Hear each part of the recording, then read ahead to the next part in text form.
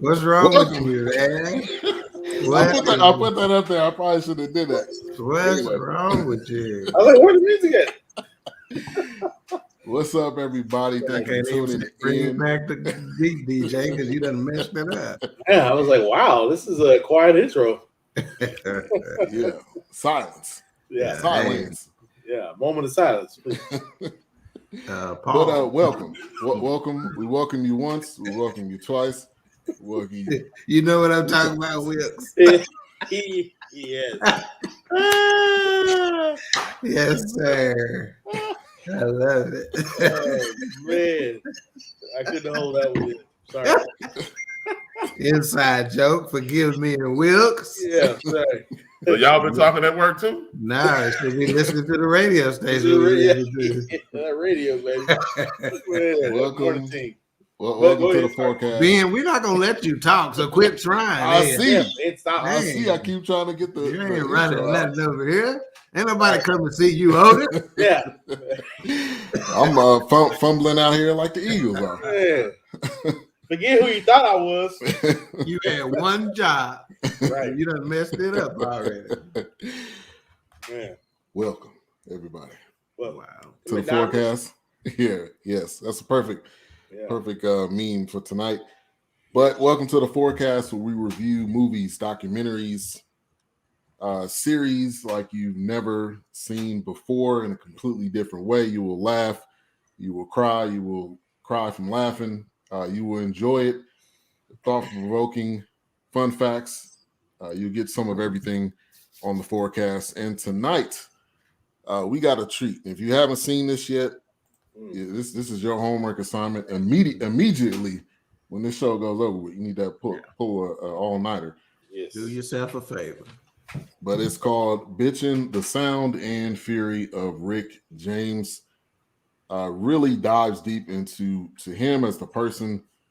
So let's kind of give our before we give our initial takes, we already got people in the building.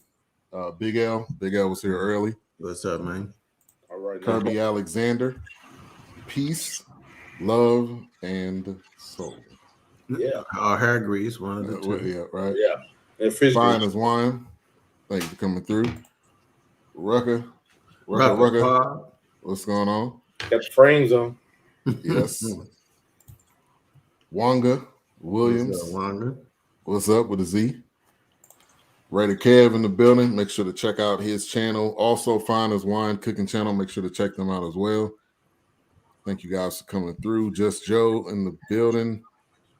Also, D Great. Thank you for tuning in.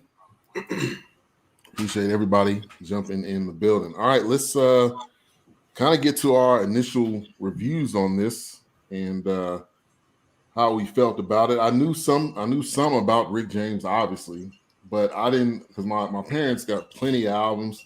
when I first seen a Rick James album, I was like, is this a man or a woman? Ah, I didn't get it. I mean, I was like 9 or 10. I mean, I don't know how old I was, but I didn't get it. I mean, the dude had extensions, so I was like, okay. So it was like, nah, it's okay. And they were like, nah, it's a guy, and I was like, oh, okay. But I thought this was initially I was excited about it because I really wanted to get to know who he was at every different level. You know, the good, the bad, and the ugly, and I think they pretty much showed it. So Wilks, I'll go to you. Of course, first of all, the biggest thing for me was just seeing Conway, Buffalo hip hop scene. I mean, it was big, but Rick James as a whole. I mean, I learned some things in here as far as, you know, him giving Parliament pretty much a run for their money, which growing up in my neighborhood, Parliament was pretty much it, you know, from what I always grew up with. But, you know, seeing that Rick James was pretty much kind of just doing his own thing. He was in his own lane. And like he said, you know, they were doing funk. So that's kind of like me, but, you know, but not like how I would do it. So I think I learned a lot of stuff. You know, my mom and dad had Rick James albums and things like that. I didn't know all of these things as far as like him writing the music and producing people and collab. I learned some things, but no, I thought it was great. I thought it was done well. I enjoyed it. Yeah, definitely. Shout out to go ahead, HRap. I'm gonna hand that off to you. Marquise Chapman. Marquise Chapman. All right. Rhonda. How you doing, Rhonda? You killed that one. She almost got the left eye. that's what I'm gonna say. Yeah. I didn't know whose friend she is. You can't talk to everybody crazy, so I just be. I ain't Hey, gonna good people. Hey, we was calling somebody Sister Shirley for a couple shows, but anyway, that's another story. All right, go ahead, HRap. I mean, it was dope, man. It's, you know, I learned a lot about Rick James, and it was exactly what a documentary should be. It should be informative. It should put you in, you know, help you understand what was going on during that time period, and put you in a situation to whereas you can talk about this dude for, you know, it put him back in if people continue to watch this, it puts Rick James right back in the mainstream. Oh, definitely. They should do, even though all the unsungs had the exact same stuff. We was doing good. They took all our money. Now we broke and we work at Walmart. I'm a greeter now. Yeah. right. Well, they should have done it. They should have done, if they haven't, they should have done a unsung on Rick James a long time ago. Rick James might be the GOAT, man. Man, Hey, Rick James might be the GOAT. He may be. And, you know, like I told my wife, I was saying, man, he didn't seem like he get a lot of credit. Right. No, not at all.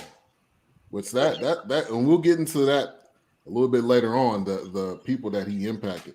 This is a comment from Raider Kev. One of the wildest concerts I went to was a Rick James concert. I think I'm still a little high from that concert, probably. So your kids probably are too. Just Joe laughing about the handoff. Yeah, we do that from time to time. All right, Dawk. forget what you heard. Man. I'm King Dawk, bitch. Come on. Come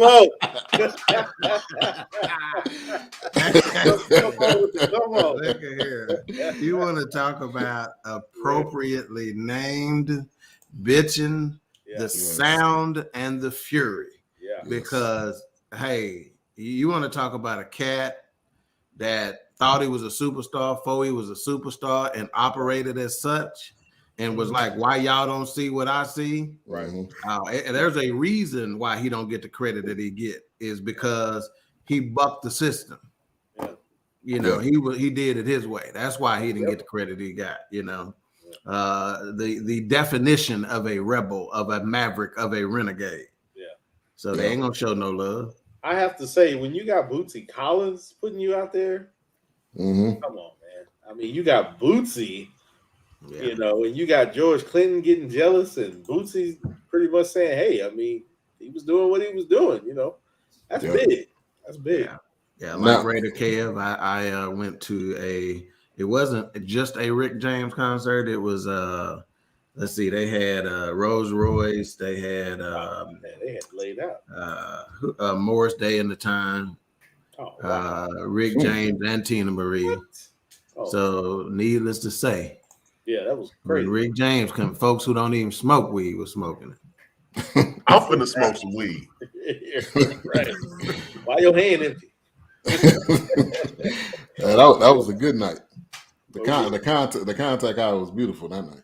Yeah, shit, I ain't getting no contact. I got it direct. I got it with me. Hold on. Shout out to Addie. Thank you for tuning in. I like that. I'm feeling artwork. Yes, man. That's nice. Yeah. So before we get too much further into this, big shout out to Nas. His label Mass Appeal was actually the producer of this. Yes. And then Sacha Jenkins was the one that directed it. But the Cookie Hand Jenkins sister. But man, Nas is he did this and he did something else. I can't remember what it was, but he's been not just in music, but doing some of everything. Wanga, it is on Showtime. Again, and if you haven't signed up, don't. Here you go. Look, you can do this or not. Here you go. Sign up with the email. You get the 1 month for free. You can watch this and the other and the Dick Gregory. Sponsors now. Hey, now mind you, it's the same one. Now, mind you, this is the most conservative one out of the four that's on here. And he giving you instructions on consecutive weeks to break the law. Hey, they said it's free. I'm just following along. No, last week he did Amazon. So this week is Showtime. Oh, wow. We down 2. We got HBO and Stars to go. Hey, a secret. You can do it on all of them. But anyway. Wow. All right. So the documentary starts off with his daughter Ty James, kind of going through his stuff. I thought that was a great kind of intro to a little bit, but they didn't go too much further in it. So I like the opening. It didn't give you a lot. It gave you her driving around in her what was that? It was Rolls Royce Phantom. Okay. But I thought that was a good opening. Obviously, you want to kind of lead with somebody that's able to talk about them. So what do you guys think about the intro to it? Dawk, I'll go to you. My note I made on that was all them damn rugs that he had. This joker got zebra print rugs, leopard print rugs. Yeah. And I said to myself, there's plenty of jism on them suckers, boy. They are not clean. Oh yeah. Those rugs have seen. Yeah.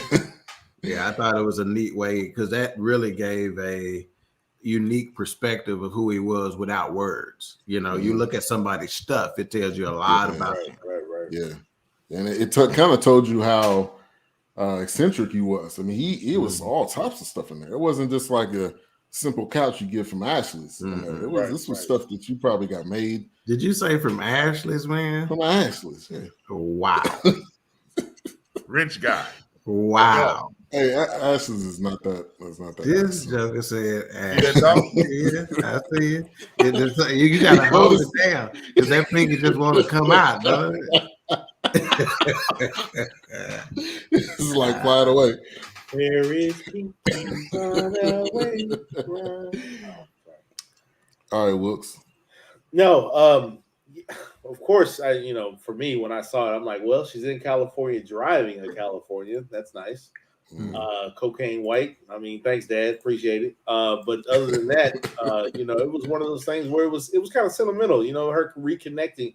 Because, of course, I'm thinking like, man, they got all his belongings in this one warehouse. Like, I mean, I can't even imagine, and, pulling out the bench where they sat and had a few conversations. And like she said, I can only imagine how those conversations went. I'm sure they were blunt, straight to the point.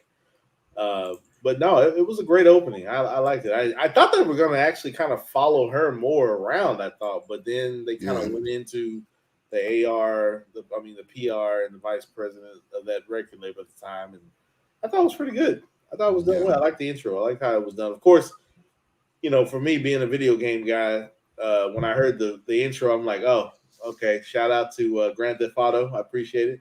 You know, having heard plenty of Rick James songs in Grand Theft Auto, but yeah, no, it was good. I thought it was done well.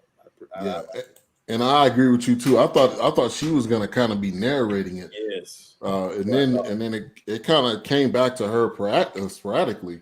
Yeah. But she really wasn't the one narrating it. It was mainly him, actually.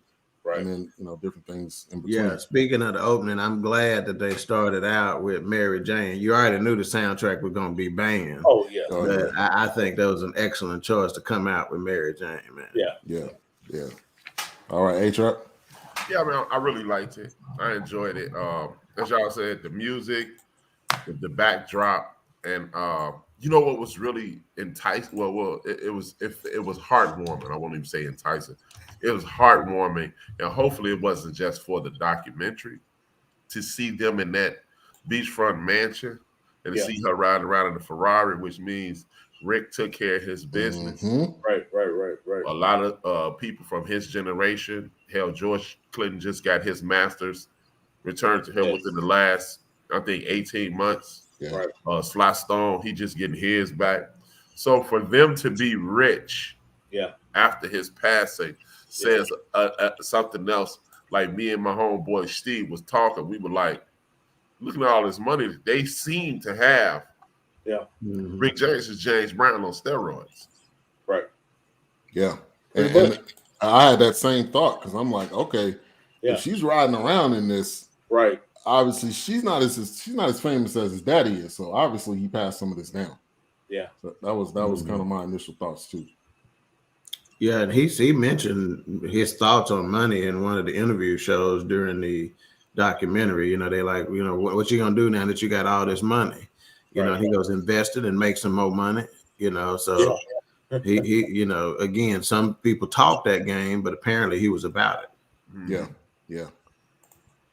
D. Great says Rick James is on another level back in the day. No question. He definitely was. He definitely was. All right, so it immediately goes to Buffalo. And one other thing I want to mention, Ty was saying, his daughter was saying that this was I think she said this was the first time that she came back to the storage, I think since he died. Mm-hmm. I thought if I heard her say that. So that stuff's been sitting in there for years. We're talking about almost a decade. Yeah, he died in 2004? Yeah, 2004. Yeah. So it goes to Buffalo, which is where he was from. And riding in the car was my guy Conway the Machine. So big shout out to him. He's Buffalo. Man. Kind of putting the rap scene for Buffalo really on the map. I didn't know. They talk about hip hop ain't around. I'm telling you, man. Oh man. Yeah, that whole Griselda. So it was good to hear him talk about it because obviously he grew up there. And then he was talking about how Rick would just roll up in a Rolls Royce, just driving through the neighborhood. My spot hot. Exactly. Giving out, kissing the wives and giving out lollipops and everything. Yeah. But I think to me, and get you guys' thoughts on this, to me that just means he loved where he came from. Mm-hmm. And throughout this entire documentary, there was plenty of times he was like, okay, I went here, I came back. I went here, I came back. Because he knew where his home base was. So I don't know if anybody want to touch on that. Yeah. It was kind of reminding, and I've mentioned this before, kind of like when you guys kind of first shared High on the Hog, and I made a comment about how the chefs and the chef's table always came, like when they hit a wall, they had to go back home to reinvent themselves. Mm-hmm. So as he said, you know, when he was in the brig and in Canada, he'd been away for about 6, 7, 8 years. He had to go back home and reinvent himself. Mm-hmm. So, you know, I think it's one of those things where it was significant, you know, that kind of like, and I think that's also kind of sprung into where he saw Parliament and he said, man, that's kind of like what I'm doing, you know. So, but on a different level. So I think it was it was significant. And then how like Conway was kind of acknowledging that, like, you know, he stayed around the hood. He stayed around the area where it was like, man, this is what groomed me. This is what shaped me. So I think it was important that they showed that, because I'll say Buffalo was throughout this documentary quite a bit. And I think that was important. Yeah, I agree. Go ahead, HRap. I most definitely thought it was significant. And if you are artists watching this, there's certain artists that they kind of fade out when they get extremely successful, because people always say, well, like especially with hip hoppers, well, they lost the hunger, they lost touch, because you can't rap about the exact same thing once you get rich. Right. You can't talk about the struggle anymore. The beautiful part about Rick James is, and you know what? It's ironic that you brought up Nas. I was going to bring that up anyway. Nas isn't always in touch with Queensbridge. He has a restaurant in Queens right now that is a unique, is a theme restaurant, and it seems that the artists that continue to stay in contact with their roots continue to maintain a certain level of excellence. Right. Those guys, and no disrespect to our ancestor Michael Jackson, those guys that moved to California start living it up. Yeah. They separate, they fall off, and we always go, it's just not so much. One good thing about Mike, though, Mike had the good common sense, just like Rick James, to always go back to the struggling people, or the people who were on the rise. Right. Mike had Quincy early in his career, and then he made a Black and White, and then he went and got Teddy Riley, and then he went and got R. Kelly. So he said, I'm going to stay where I may be separated from Gary, Indiana, right, but I'm going to stay right here in the gutter, because I know where the gutter is, where I come from. Marvin Gaye did it. I mean, Stevie Wonder did it. They stayed in Motown. So it is a spiritual situation as well, because if you look at people who are up here in Chicago, I firmly believe you would get less violence if we start sending our kids back down south, and our ancestors start touching them, and they start realizing what their grandparents and their uncles and aunts went through, and then you come back to Chicago. I think that's one of the biggest issues in the northern part of the country, is we're too good to be down there in the South. No, I'm not going to go to Texas. I'm not going to go to Louisiana, Alabama, Mississippi, Kentucky, because that's beneath me now. I've made it. But if you really want to make it, you go back down there, you put your feet in the dirt, as we were talking about last week, dog, and you maintain that level of excellence like Rick James did. It's kind of funny with HRap mentioned that, because it's almost as there's a sense of, let me go to the North because the North accepted me. But it was one of those things where it's like, okay, but there's still races in the North. But yet the South, it was like, but you got your grooming in the South, or you got your grooming at your home base or your nest or wherever it was. You know, it's so amazing to me how, you know, it was like, oh, we're going to escape to the North. But then even when he went to Canada, it was kind of like, man, I always heard that Canada and Montreal was just as racist. But, you know, it was one of those things where it was just like this blanketing of, oh, the North is safe, the North is welcoming, the North is, you know, and then yet you hear Buffalo is racist in Chicago and in Boston, Massachusetts. You know, it's like, okay, which one is it? You know, is it like the Dixiecrats? Did it flip? You know, it's like the Republican Democratic Party. You know, like what happened? You know, it's just kind of crazy. But it's like, oh, I don't want to, like HRap was saying, oh, I don't want to have to go back down to the South. I don't want to have to deal with Alabama. I'm above that, you know. But I felt like Rick James always went back to where it all started. Yeah, no doubt. This documentary, more than any movie, any talk show, anybody I've heard speak on it thus far, really reminds us that we underestimate too greatly. We underestimate how powerful where we come from is. You know, it touches on, you know, we've been talking about earthing and things of that nature, where you just put your feet in the grass, you know, or you touching the soil or whatever the case may be. Imagine touching the soil from the land you were born in, you know, versus just any old soil. You know, you know, it's bound to be powerful, and I think this documentary illustrated that very well. Yeah, I agree. Yeah. So, kind of getting into his childhood, and he talked about how he was sexually abused at 9, and it was like you were saying, during those days, like you didn't call, it was nobody to call, so your mama just came in there, your daddy just came in there and just beat the person up, and then it was over with. Exactly. So I thought that was an interesting part of it. And then it talked about his mother. She was running numbers and he was helping. So yeah, when that part, I didn't know that about him at all. I don't know if you guys knew that. I didn't. Yeah. I never heard of it. That's and this fool, you know, had the nerve to say, and I ain't gonna lie, it felt good. Yeah. Keep it real, Rick. Rick, one thing I knew he was gonna do. I knew in this documentary it was gonna be real. It wasn't gonna be no fluff. It wasn't gonna be no. Yeah. Well, it's on Showtime, so it's right. You can be as real as you want to be, and that's exactly what they did. All right, so he ended up going to Vietnam, and didn't last there. It didn't last there that long, and that goes to the fact where he came back to Buffalo, and then he ended up going to Canada, which I didn't know that either. It was another thing that I learned. So the transition of him going to Canada, actually just happening to get into a group, because I didn't hear anything about him saying he was singing before that point, right? Before Canada, the military. No, they touched on his musical influences before then, you know, because they were talking about how Bo Diddley, Ray Charles, and you know, he really even liked jazz and used to go to the Royal Arms and listen to them. So I believe he must have had, at the very least, his musicianship was up to par before then, because they had talked about him playing the drums and the piano and the guitar, you know, all that stuff before then. So he was in the music somewhere, some form or fashion before the military, because remember, when he went to Canada, he immediately got in the music scene there. So he was already rolling with music in one form or fashion.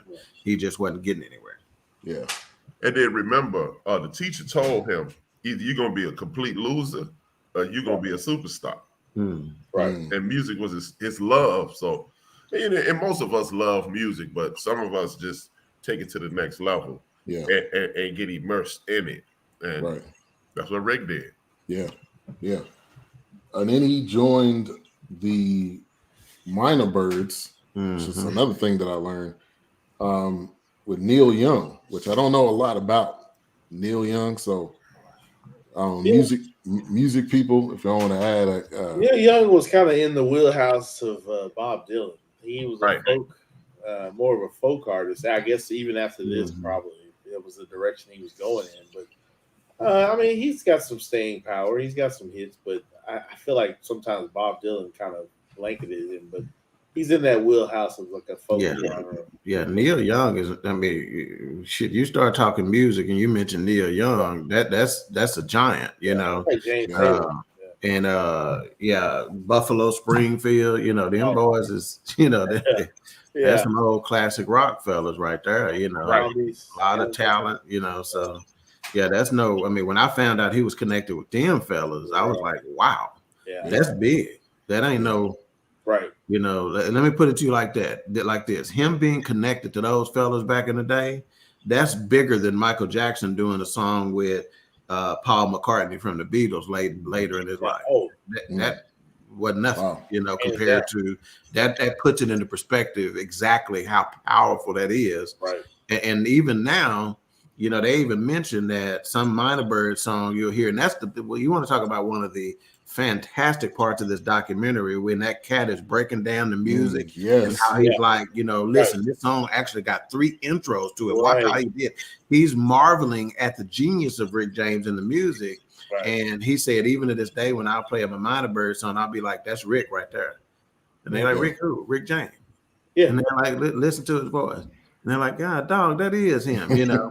So it just, he's like, it just doesn't go together mentally for folks, you know, which is why you know, about, I guess it's probably been about 15 years or so ago when they started doing all these collabs with R&B artists with these top 40 artists, or these R&B artists with these classic rock. And Santana did one with, you know, with all these people, right? Maroon 5, you know, and so all these collabs, man. And back in the day, you know, shoot, the most powerful groups you find out oh, they was working with that cat, or they was working with them, you know. And man, musically, these dudes, I mean, Rick James, by under no uncertain term, this was a genius. No slouch. Period. No slouch at all. Period. That's why I said it was an eye opener for me, because I was like, man, this dude just, what happened? Like, he didn't get the credit. You know, you heard Rick James, and you would, you know, connect him to Mary Jane and Super Freak and Temptation singing, and it's like, that's it. Yeah, Bruce Palmer. Yeah, Bruce Palmer of Buffalo Springfield. You can't go. You want to talk about HRap? Talk about rabbit holes all the time. Shit, go look up Bruce Palmer of Buffalo Springfield and Neil Young. See some of the folks they done worked with over their careers and how many decades they got in this business and stuff like that, man. Yeah, crazy. Yeah. So shout out to Ashley. That's Ashley Mackey Wilks. We know who she is.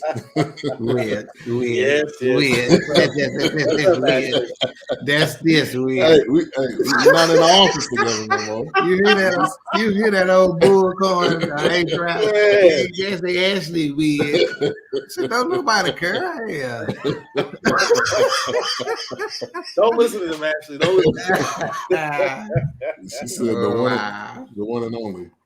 Yeah. So. And then they end up getting signed to Motown. And my initial thought was, I didn't know white dudes was signed to Motown. It's this documentary, the Funk Brothers. You got to check out, Ben. You will be utterly and pleasantly surprised with the documentary called The Funk Brothers. It's on Amazon Prime. And woke me up to White Cats being in Motown. White Cats played a tremendous role in Motown. But what touched me about this documentary, and sorry guys, I got to keep moving. Y'all know what, you know, I got this bad back now. What really took me back. You need a backiotomy. Boy, if I could take it off, I would. I'd be sticking like those heads on Futurama. I would. Yeah. Let's take it off, sitting next to you for a minute. Man, what really tripped me out was, like, with me and Dawk, like we're a few years older than y'all, and some of the people in the audience, like D Great, quite sure he'll remember this. It just showed me, like, when y'all speaking about Neil Young. It took me back to the 70s and 80s, the mid 70s to the early 80s, when we didn't have black and white music. We had music. That's right. You know, me and Dawk grew up listening to Captain and Tennille. We loved the Tower of Power. We listened to, it was just good music. And again, it lets you know this whole fictitious thing called race is fictitious, because if you can make, if we know Captain and Tennille, and we know, like, people don't realize people like what's my man that Gamble and Huff, and a lot of those dudes were writing for Madonna and producing Hall and Oates and stuff like that. That's when they got that super paper, when those dudes said, okay, we gonna sit in the background and keep making these hits, and we gonna invite other people in. Yeah. And I can remember times when it was nothing for us to hear white music on our radio station, because there wasn't no different radio stations. It was good radio stations. Yeah. Schoolboy Crush. What was the first group? The Doobie Brothers. Yeah. Remember? The Average White Band. Average White Band. I couldn't think of that. Just remember, one of the coolest black shows in the world was happening. The Doobie Brothers were on. That's right. When you see Rick James with Neil Young, and you see Rick James with all these folk and white artists, that wasn't it was wow, he was with them. But then when you're old enough, you go, yeah, he was with them. So it's almost like the term they use, like caravanning, like they were a caravan of exactly. Yeah, music was not a race thing, it was more of a region thing. It had a sound regionally, not racially. Right. Like that's why they call it Philly soul, and the Hall and Oates boys got it, and that's why you couldn't tell. If I played half their catalog and didn't tell you what they looked like, you'll swear they some brothers. Right. So yeah, there was definitely no color to music. It was Right. you know, there was more of an area, you know. But yeah, what Rick James liked about that folk music, he was like, they doing what I'm trying to do, you know, and he picking up on that. And you know, you're talking about, you know, cats like Neil Young teaching Rick James musically, you know, what's going on, so much so that where he in later bands with heavy hitters, and they like, we just follow Rick's lead. I'm talking about some big heavy hitters. Talking about we following him. Follow Rick lead, yeah. You know that shit, man. You can't pay no dude no higher compliment than that when you're as accomplished as you are, and you are, you know, taking a back seat to let Rick run this thing, and he was still young, hadn't even found his sea legs yet. Right. That's what I'm saying, man. Rick James. I mean, until this documentary, once again, mind blown. Yeah. And Dawk, you just touched on something, man, about regionally, because I didn't, as a young person, I didn't understand the regions. But you're right. You could, when you played a song like now, when I hear the music, I know exactly what part of the country that's from. When you hear that bass guitar hit, you know that's in California. That's right. When that bass guitar hit, because all you have to do is play something like Fantastic Four, Voyage Lakeside. You hear that George Clinton. You know this is out of LA, and you can watch a movie. You didn't even need to see the neighborhoods or anything. When you heard, oh, this is a California movie. Why? Because that bass, that funk, that California music jump up and grab you in the collar and say, check me out. You gonna love me. So I didn't, before you said that, it never dawned on me. And that soul came out the South. That soul music came out the South. And that Northeast was that Philadelphia sound. That it took some of that funk from the West. It took that soul from the South. And next thing you know, you got Teddy P, the OJs, and Manhattans. Exactly. Yeah, check out the Chitlin Circlet if you don't understand the geographical influences on music. Right. Shout out to Rhonda S. We got 2 Rhondas in the building. Now, I want you to put this comment about that Ashley put up there talking about that one. Yeah, he's true. Okay, Ashley. All facts. Okay. Hey, that's all facts. It's all facts. No comment. It's not our place, apparently, HRap. I'm calling you tomorrow at work, dog. Also, we got DJ Knox, Front Ground Records. Thank you for coming through. What's up, DJ Knox? All right. So, and also, I kind of drew a comparison to George Clinton again, because George Clinton, which was on, I think, his Unsung, started off in a doo-wop group. And I was like, what? And it's almost like you got to start somewhere to kind of figure out what you really want to do. And then that kind of took him on a path in going into different groups. He was in one group here, didn't work out. He was in another group here. But like Dawk said, he was the leader of the group. It's just like the groups either end up breaking up. Then he was a draft dodger. So he ended up going to jail, which kind of debunked I think the Minor Birds. If that was that group or there was another one he was in. Yeah, it's key to understand that it was one of their managers that they broke up with who snitched on it. So he was AWOL from the Navy. And the reason why is, I mean, think about this for a second. Think about the Rick James, you know. Being in the Navy. Right? That ain't work. You know, it ain't mixing. And he wasn't finna sit it out. He wasn't finna ride it out. So this joker went to Canada. I mean, you know, you talk about with Trump and Bill Clinton. You want to talk about a big bold move, you know, and immediately gets to the music scene, and that's when he starts playing with his name. You know, his name is James Ambrose Johnson. You know, so that's another good part about the documentary. It tells how he became Rick James. You know, you know, so interesting to say the least, man. But yeah, that's a bold move to, you know, go to Canada. Start, you know, bands there, get in bands there with some big heavy hitters. It's a real big folk and punk scene. This was one of the earliest days of what we consider to be punk, you know, which is definitely rebelling from the mainstream music situation. Rick James was drawn to that because he ain't nothing mainstream about him, you know, and shoot, the rest, as they say, is history.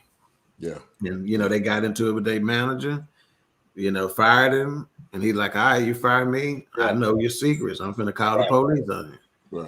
Right. Hey, this is what I wrote in the pre-show. This is the question I want to ask y'all. James Brown, we all love James. There's no challenging the greatness of one James Brown. But I have a question for you. James Brown is traditionally known as James Brown and George Clinton are traditionally known as the fathers of hip hop. Is Rick James really the father of hip hop? You know what? I thought that when I watched this, I literally said, did Rick James pretty much usher in hip hop? That's what I said. You can make a case for it. Yeah, you can make a case for it for sure. Because he was speaking his mind in his lyrics. It wasn't like, well, see, I don't think I've heard any love songs at all. It was just like, I'm gonna speak my mind. Now, this boy got some love songs. Fire Desire, homie. Yeah, one of the greatest all time. And when you start talking, and once you start talking about that, you have to recognize, like they talk, Tina Marie is one of the most powerful singers around. Like she had a voice from, you know, heaven, right? And they talked about when they sung those songs, they like, and he wasn't trying to keep up with her. He kept up with her. You know, like he can sing on his own rights, you know. But yeah, so the nature of hip hop in his music, because he told the story of the neighborhood. That's one of the things he did when he went back. You know, that's where he got his lyrics from. He told the story of the neighborhood. You know, writing Mary Jane and stuff like that. He telling the story. You know, they're like, wait a minute, this guy talking about weed. You know, they figured out, man, who is this Mary Jane girl? I like to meet her. You know, like, nah, but they ain't talking about no girl. Yeah, right. Which the Ice Cube cameo him in there, and he was like, wow, I didn't know he was talking about that because the guy who used to babysit him, he's like, he gonna play some Rick James, and he's like, man, who is this Mary Jane? They ain't talking about no girl. It's about the Mary Jane you think it is. It's always two songs in history like that. Everybody thought Mary Jane was a woman, and everybody think Brandy is a woman. Brandy is a damn dog. Brandy was a dog. Yeah. Wow. There was. I promise you, there was way more than two that they, you know. They ain't talking about what you think they're talking about. You know? Oh, definitely, yeah. They ain't. So then he started writing. He was writing for Motown, and I think he was kind of thinking like, that's not really my field. Then he got into quite a few bands. He was in White Cane. That was another band, which was a lot of these bands. It seemed like they were getting ready to pop, but they just didn't. But I think that was, you know, we talk about your course or your journey. That was his journey, because if he ended up being in one of these bands and maybe made it big, maybe we would have never got Rick James. The Rick James, right? That's right. So that was kind of one take I got. Then he met his this was his first girlfriend, I believe, Seville. I had two kids. So that was Ty, and I think that was the Rick James Jr. Yeah. Or his name wasn't Rick James, but it was his original name, Junior. But I thought that was I didn't know how many kids he had. So this is what most of the time when I'm watching these, I'm looking up their Wikipedia. I'm doing research as I'm watching, because like I didn't know how many kids he has. Like I didn't know he grew up in Buffalo. So a lot of these things, you kind of learning. But he ended up with 4 kids. Ty, Junior, Taz, and I'm not sure what the other kid's name is, because I don't know if they touched on that. But Ty was really the main one that was kind of being interviewed. And there was a lot of wow moments, in this doc. And one of them that kind of really stood out was Rick James was supposed to go to the Manson Manson party. He ended up going. So did any of y'all know that? No, I had no idea. I didn't know any of that. Mm-hmm. Yeah. and I think his girlfriend was basically saying, like, he said he thought he was going to go, but she wanted to go with him. So like, you just never know what could happen. Rick James go that party. MC Hammer broke. Yeah, pretty much. It broke her. All she wrote. Like, hey, but it's this one thing, man, and I understand that you tell stories the way you think you should tell them, but I was disappointed in Ty James because of the way she told the story of being introduced into Rick James' life. Oh yeah. The way she framed it made him seem like a deadbeat dad. And shout out to her mom for getting in the documentary and was like, no, I kept him away from them. No, he didn't know where we lived because the way Ty was like, I ain't meet him until I was 13. Yo, the natural thought process is Rick James is deadbeat dad because he out here kicking it.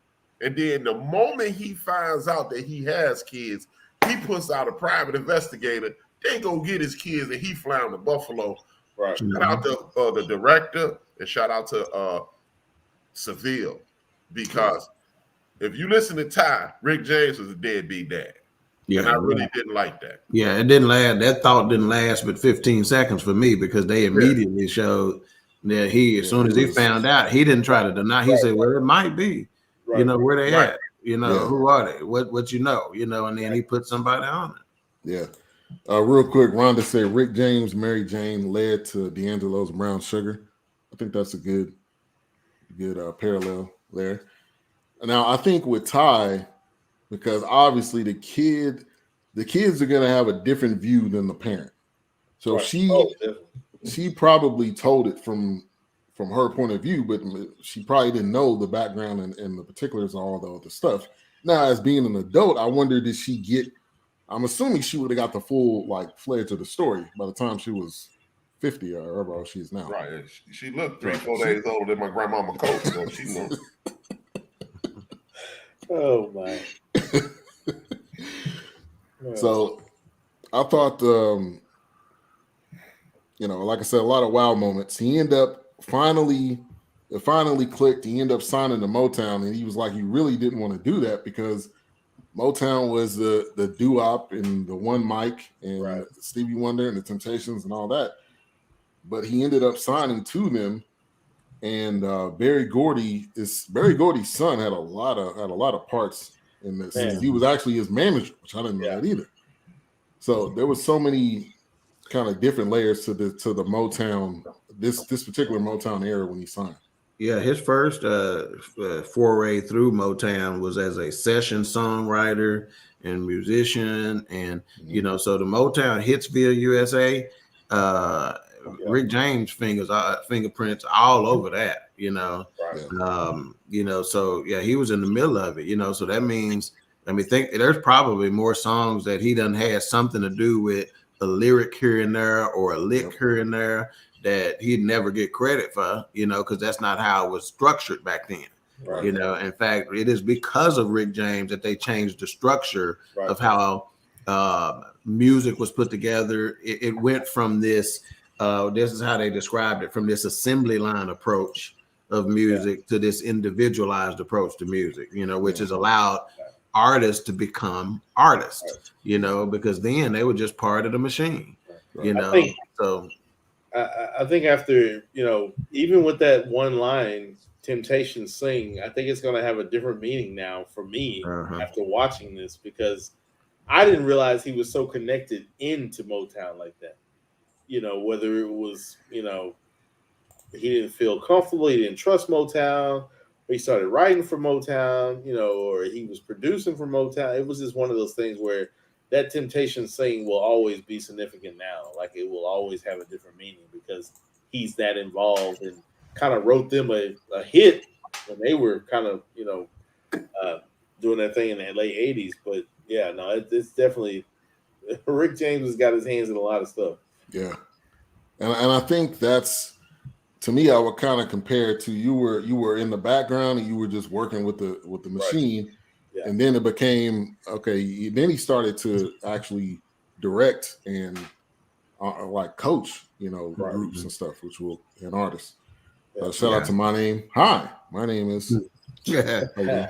Man, that's Sissy his gift, man. One of the things I was just looking at, knowing what Rick James done been to music, the fact that he is not in the Rock and Roll Hall of Fame. Yeah. Right. Oh, and by the way, everybody do it at once. By the way, like you motherfucker.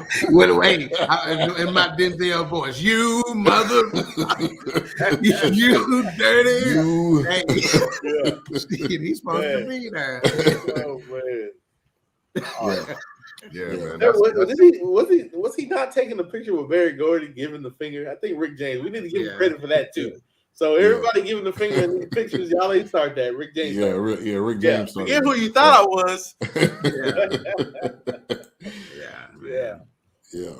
Yeah, man. That's why I say, man, Rick James is the GOAT, man, because he like you said, he's touched a little bit of everything. And I remember it's funny that you brought up the Temptation thing, Wilks, because I remember my son, he's 28, and he loves the Temptation movie. And he was like, da da da da. He was like, yeah. He said, man, and we were talking about music. He was like, Rick James only got like 1 or 2 songs. I was like, hey, BJ, let me play this video for you. Yeah. And it was I think a Super Freak. He listening. Yeah, hey, it's cool. I say, no. I say, give it another 10, 15 seconds. Yeah. And then he go, Temptation sing. And then they go, oh. My son was like, what? Yeah. Like, yeah. Mind blown. This is about 18 years ago because he loves that movie. Right. Mm-hmm. Man, that's awesome. That he show up at my house. Ain't nobody come to see you, Otis. That's a classic movie. Just like that, Jackson's. That was like a 6-part series. I've never seen the Jacksons. You never seen that? Yeah, that movie is so underrated. That was a TV movie, whatever, but it was done well. I thought it was done pretty well. So the guy that played Coach Cheese was his dad, was Michael Jackson's dad in that Freddie Boom Boom, baby. Right. that 6-part series. That gave you a further, look into the Jacksons. Right. All right, so You and I was the hit single, which that was hold that pinky down. That's a classic. That's a classic song.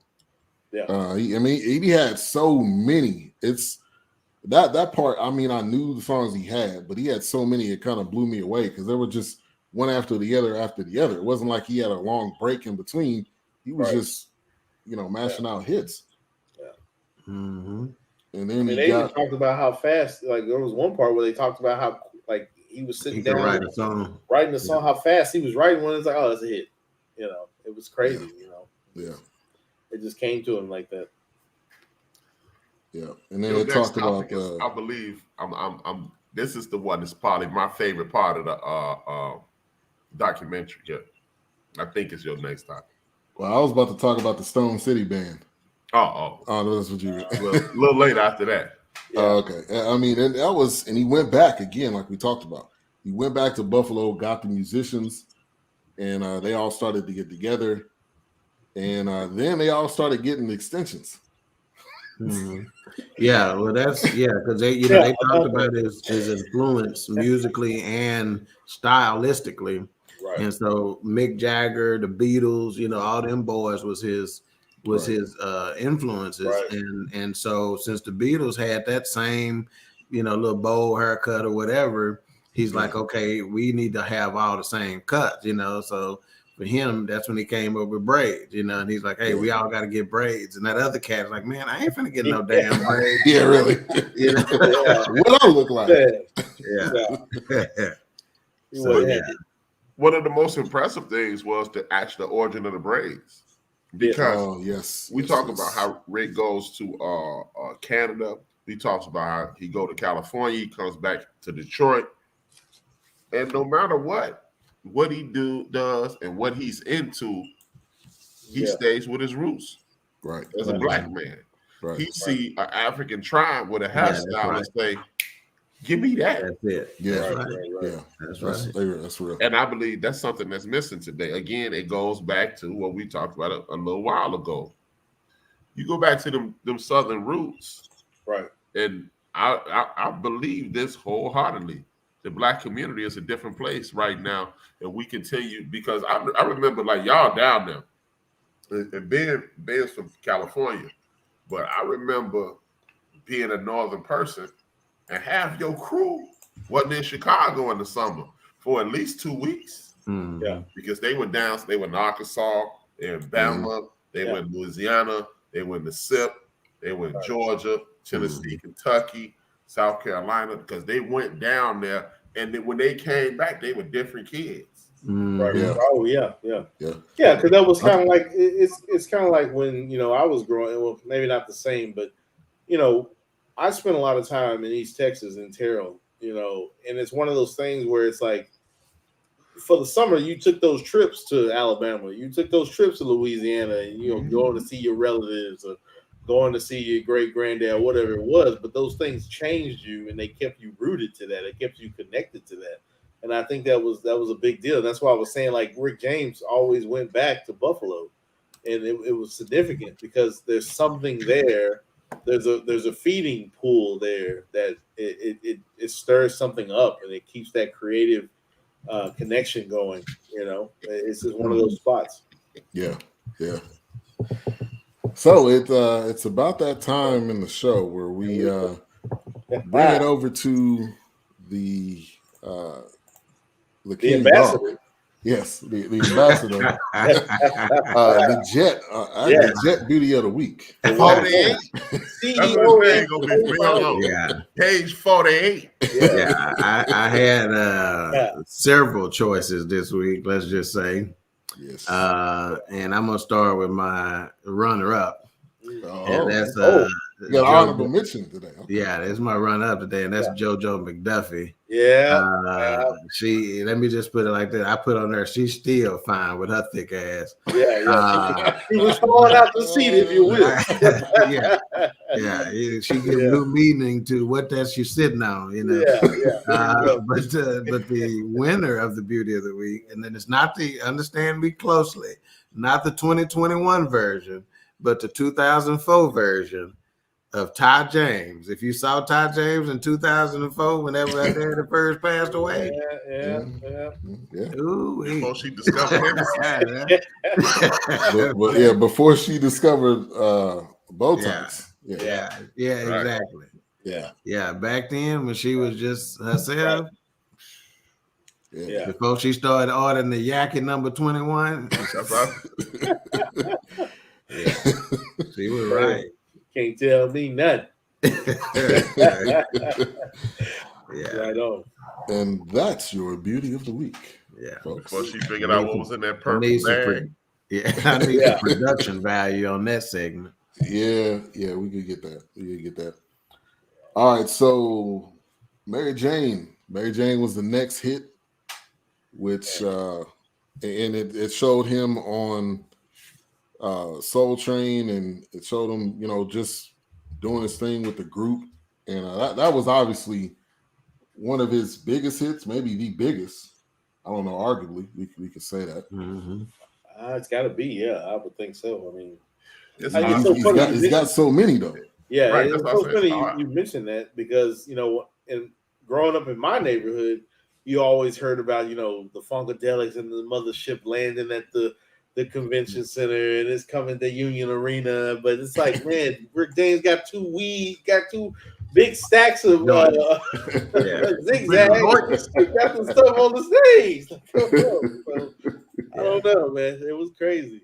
Rick James was doing his own thing and loving it. Yeah. He was in his own lane. Like he didn't care. He didn't care that it wasn't like other people. And I would consider him different than George Clinton, because I know at some point they were like, George Clinton was like, this dude is biting on my style, but it was, I don't know. I consider them different. I don't know. He combined. Yeah, he combined punk with funk, which is, so a lot of folks consider, even now when I hear P-Funk, it's a completely different thought process to me now. See, P-Funk have always been Parliament Funkadelic, but P-Funk is actually punk funk, which is what he came up with, because he put the punk sound with the funk.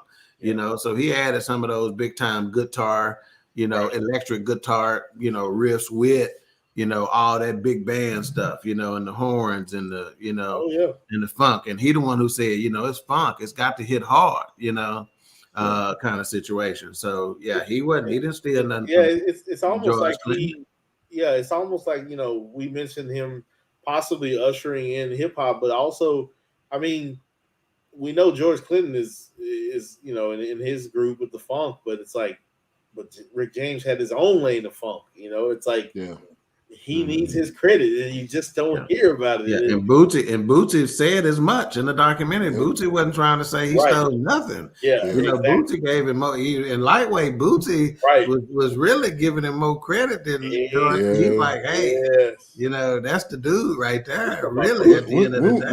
When we gonna get the Bootsy documentary? Can somebody put that? Can somebody and put how that much together? and how much Parliament has been sampled by West Coast rappers? Like, come on, like I can't even. Don't even get me started. That's a different story. But and James Monk, not James, but some random guy is the one that's been getting all the money for that up until 14 months ago. Right. That's like, hold it. It wasn't a random guy. Fun fact. There we go. Your man Clive Davis was getting credit for that. Yes. Clive Davis is the biggest creep in the history of music. If you ask HRap, I said. Mooching off of Whitney Houston. Nah, it's hard to argue. Look. Clive Davis. Phyllis Hyman died at his party. Clive Davis was stealing money from Sly Stone. Clive Davis stealing money from George Clinton. Clive Davis, Whitney Houston died at his party. Hey man, if so many people getting beat out their money and so many people dying around you, y'all be hating on Puffy. Right, Clivey is the dude.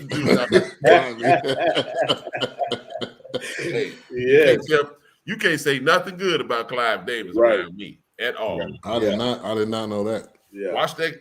Hey, if you really want to piss yourself off, watch that unsung George Clinton and unsung Clive. Sly Stone. Oh wow. Clive Davis is all up in the sauce. Wow. George Clinton used to sell his what is it?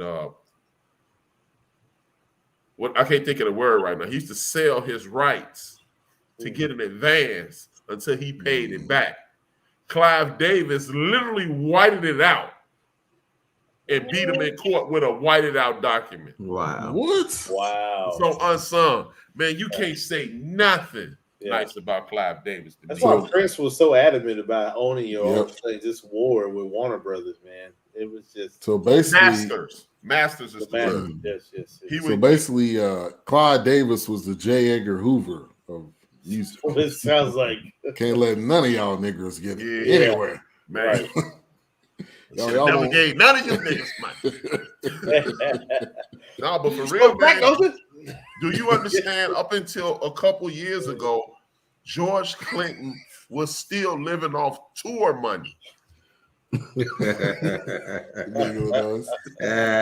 said he was living off of tour money? He was living off tour money. Wow. George Clinton, I'm telling you, pre-COVID is when he got his money. When he started getting his money.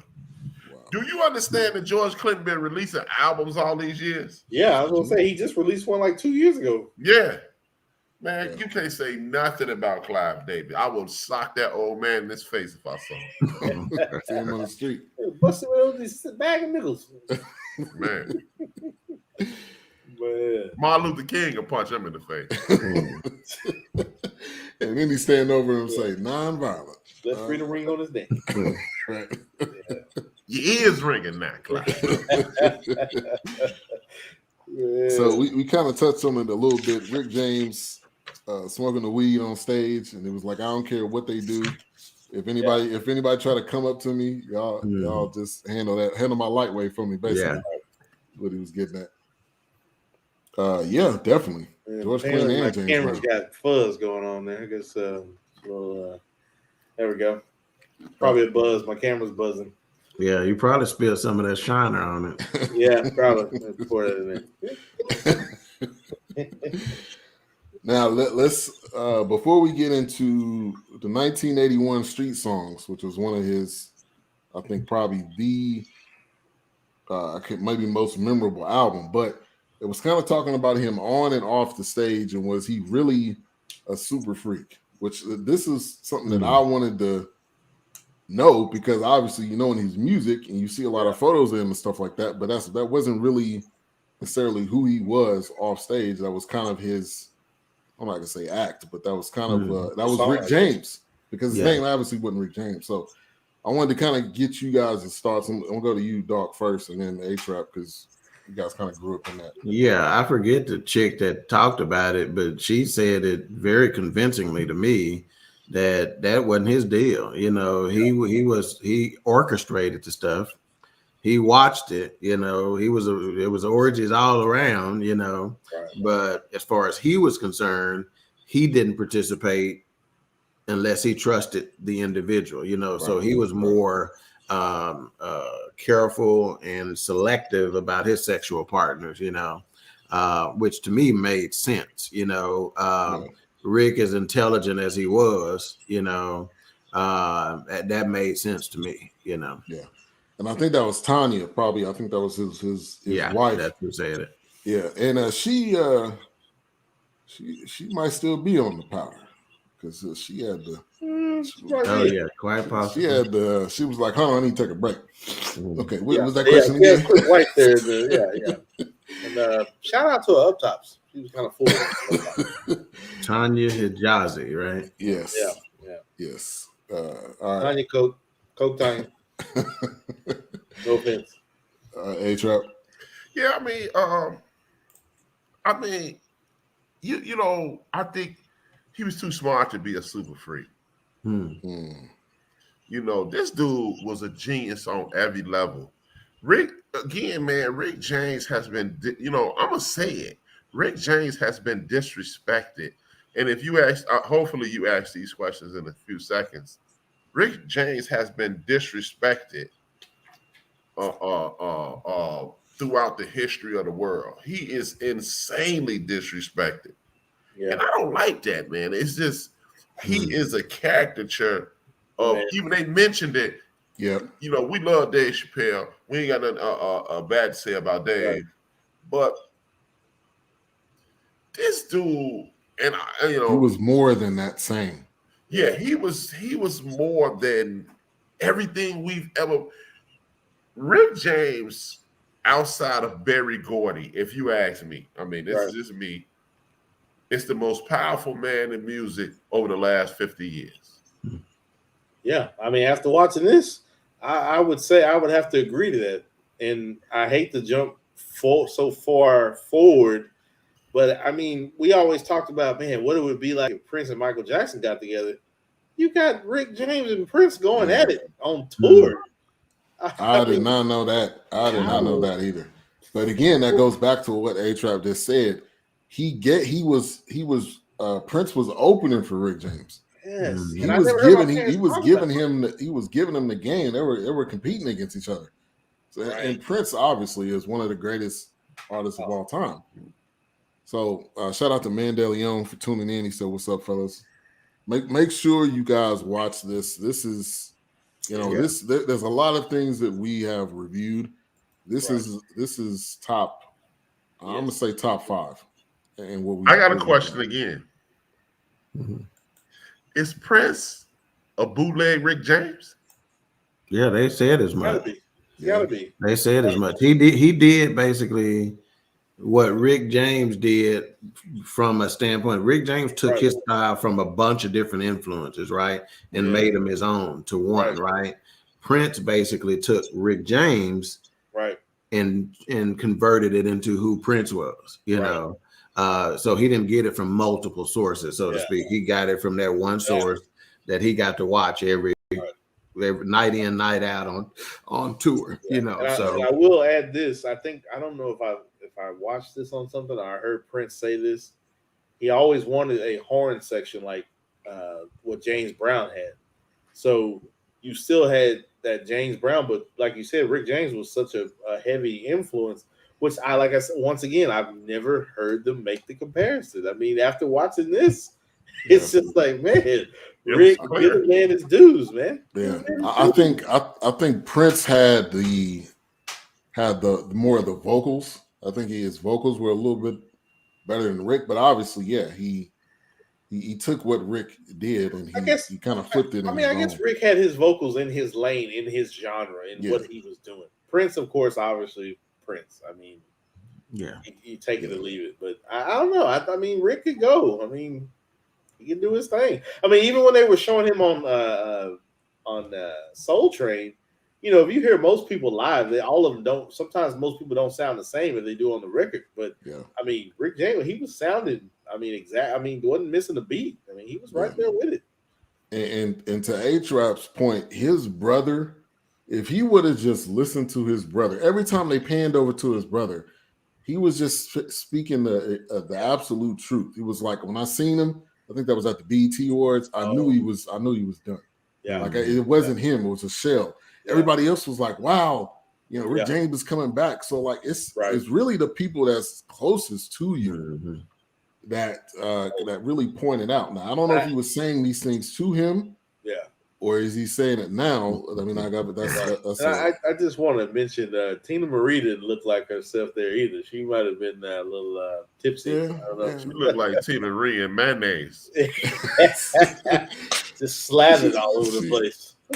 I'm surprised they went so long. At 52 minutes in, I was thinking to myself, where's Tina Marie at in this? I was surprised they hadn't brought her out yet. And lo and behold, 10 minutes later, at the 1 hour and 2 minute mark, there's Tina Marie. Yeah. Let me address Rated Kev. Yeah. Hey, man, I don't know if you saw it, good brother, but I'm a Prince fan, too. I'm one of the few people that like Prince more than Michael Jackson. I would listen to Prince music more than Michael Jackson, but if you watch this documentary, Rated, we'll talk because me and Rated talk at least 3 times a week. We talk at work like being in being in Wilks. Of course. But hey, Kev, if you watch this documentary or when we talk later or at a later time or a later date, you will see what we mean, man. This dude is Rick James is the closest thing you get to Rick James is Prince. I mean, who else? Who else to pattern yourself after of to break into the scene? Exactly. And then I hope I'm not stepping on Ben's toes with this statement. That's what we do. Then you realize that the establishment plotted against Rick James. Yeah. They said, I believe, no disrespect to the great artist, our ancestor Prince. No disrespect. But they said, we sick of him because, as you see, Rick James, he kicked down doors every chance he got. He was an activist, and here comes conspiracy HRap. It wouldn't be shocking to me seeing how we know crack cocaine was put into our community. It wouldn't be shocking to me if they said, this dude is a party animal, and here's something that if he grabs hold to, he will destroy himself with. They literally shocked me because when Barry Gordon Jr. said, you know, when he pulled out his joint and stuck, he did the line of coke and stuck his manhood in that man's face. And he said that man told him Lionel Richie. From that moment on, it was someone, which one of y'all said he was the J. Edgar? Y'all said Clyde. Somebody was the J. Edgar Hoover. That's the J. Edgar Hoover moment right there. If you have the unmitigated gall to tell somebody's manager, we going to Lionel Richie, and Lionel Richie started winning awards, and Lionel Richie the hotter than fish grease all of a sudden, and then this dude who's just like him but introverted takes over the music scene and takes over his situation. And as much as I love Prince, I keep hearing, I'm not gonna say that on air because I'm not gonna say anything bad about Prince. I'll never say I'm not gonna, but we'll talk about it off air. It sucks to be y'all because they're gonna hear it. But Rick James and Prince were 2 different people, from what I keep hearing. If you want to really understand what I'm saying, even though I hate doing it, I'm not gonna say I hate. I'm not gonna send you there. Look up Morris Day on the Breakfast Club interview, because I'm not gonna send you to that dude who I hate, but look up Morris Day on the Breakfast Club and you'll understand where I'm coming from in regards to this. Yeah.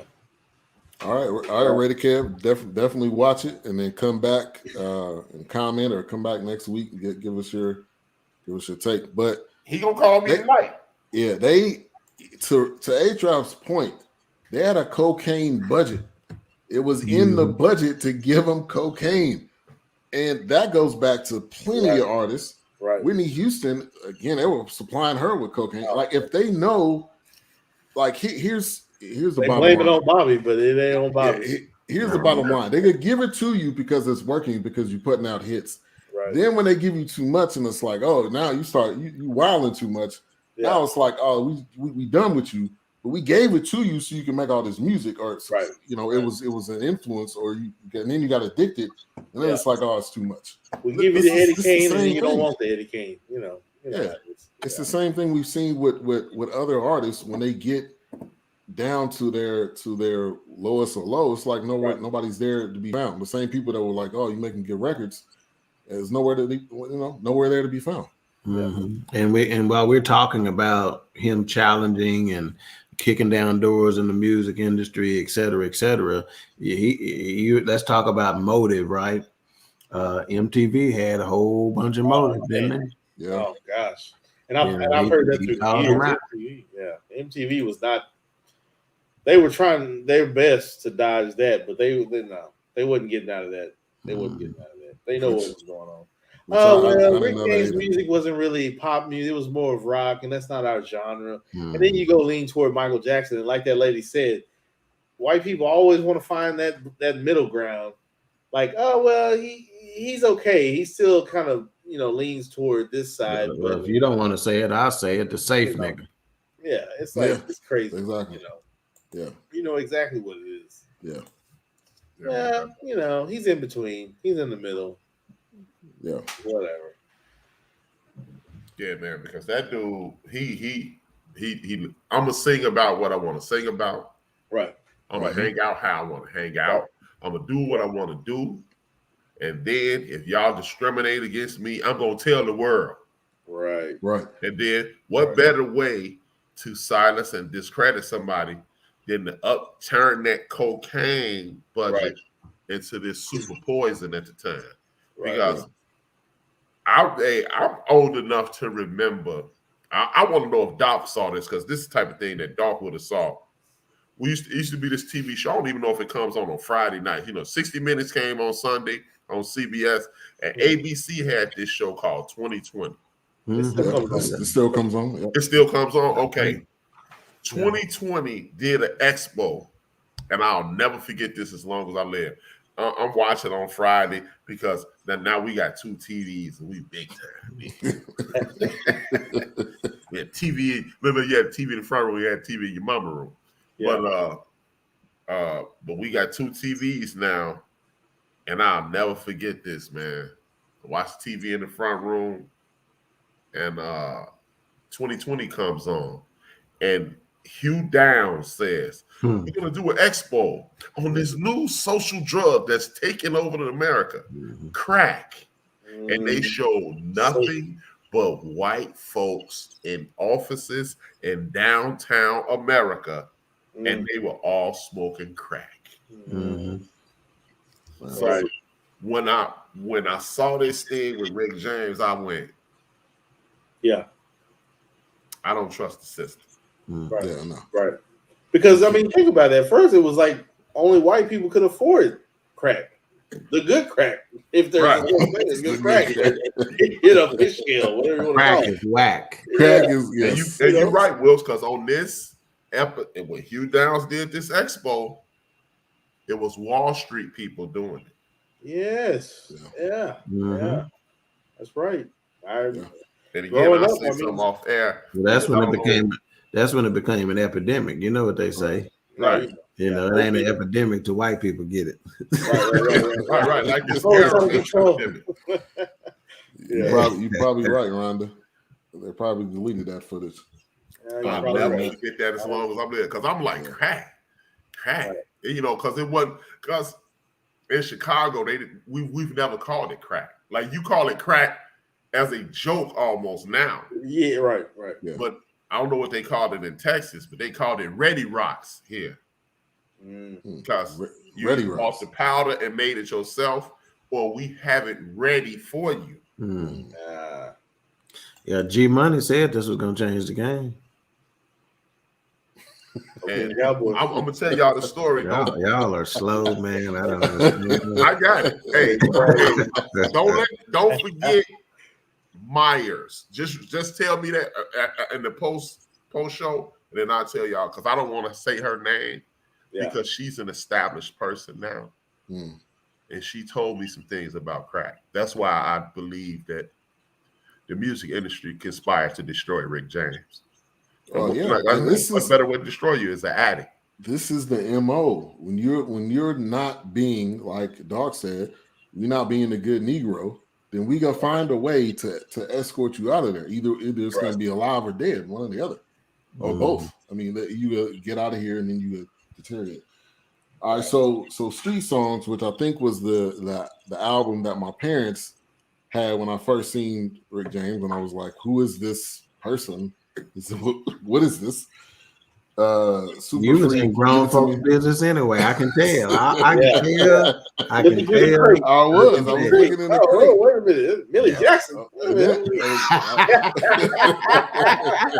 Millie Jackson. Wow. Hey, remember that album she had? She was sitting on the toilet. Yeah, that might be in the closet. That might be up in the closet. Wow. But give it to me, baby. That was another one.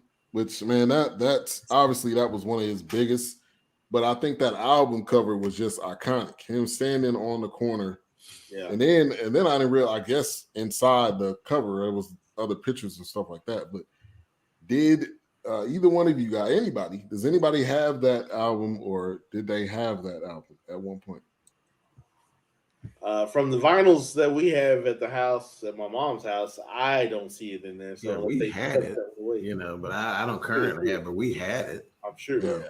That used to be my job, is to go put on, the record or the album, and go to the third track or whatever. I was the needle mover. No, skip the next one. Okay. Hey, that was back in the day, that was an honor. Like, music. Yeah. Trust me with that? Okay.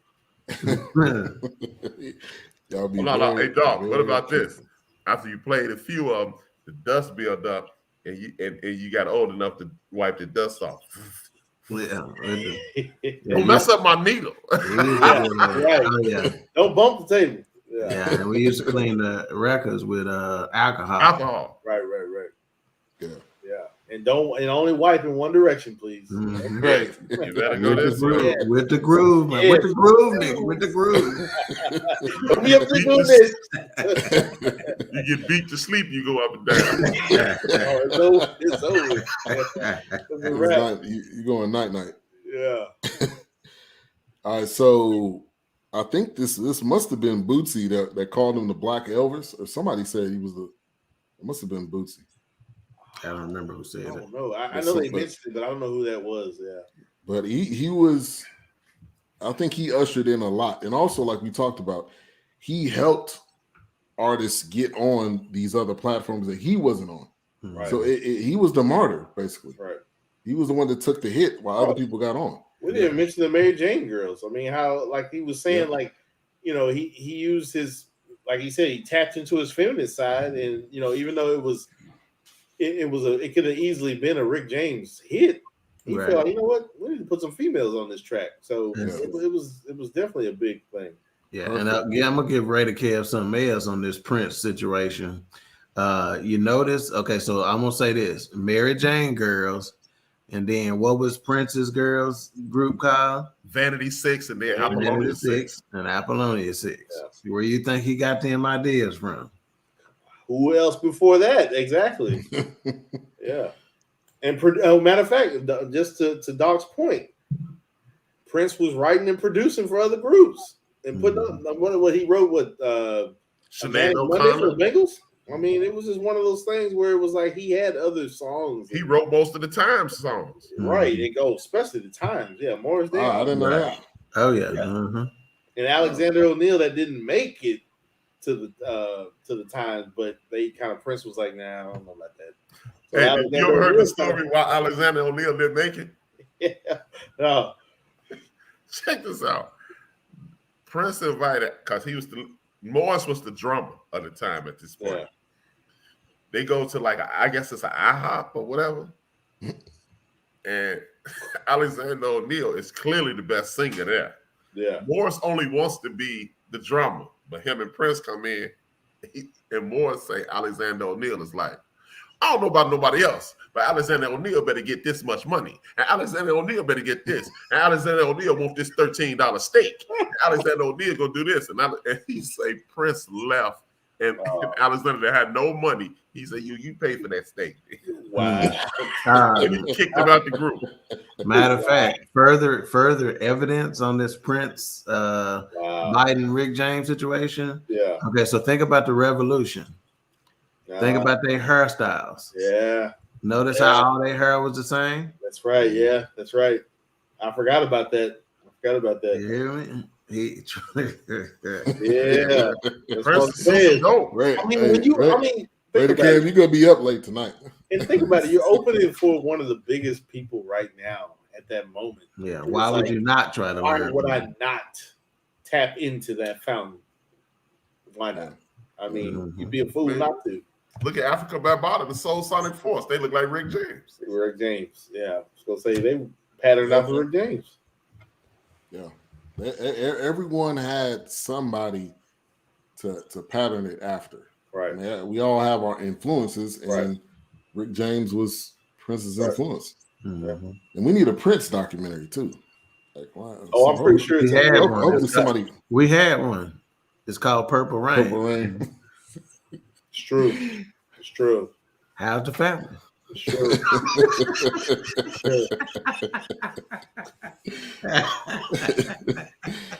Now go cleanse yourself. And then they did a part 2 to that documentary called Under the Cherry Moon. Which was, boy, that was double bar doo-doo right there. Was it, man? That was the only thing that was good. Hey, man, the only thing good about that movie was that joke about the record store. That movie was. Yeah, they could have edited out the whole movie. Just that one part. You can't ever mention that movie again. The record. Record store. That was it. Boy, sound like Raider Kev. Heard that story. All right, so kind of a segue from what Wilks said, the groups that he impacted. So obviously Tina Marie, people didn't even know who she was. I guess the first time I heard Tina Marie, I thought she was Blacker than Black. And then I seen her and I was telling my parents, like, that's not Tina Marie. I don't know who that is. But her voice, still listening to her voice, man, just gives you there's certain people their voices just give you chills because they just got that vocal range. Yeah. So obviously we talked about that, the Mary Jane Girls, and then he was working with Stevie Wonder, the Temptations, and then the Eddie Murphy. Smokey Robinson. Smokey Robinson. I thought that was and actually in the Eddie Murphy music video. He's in that video. Yeah. And Fire and Desire. Yeah, that's timeless. And don't forget about Shantae, the real Shantae. Oh yeah, you're a rapper, so there goes some more hip hop ties. Yeah, but you wasn't trying to be that bitch. You wasn't trying to be that. Again, goes back to the title, Bitchin. Yeah. Hey, but you know what? Let's go back to the beginning when I said, no matter what he did and what he was involved in, he always respected our community. Right. Because no disrespect to the white women, but he had all these white women and he called them bitches. Right.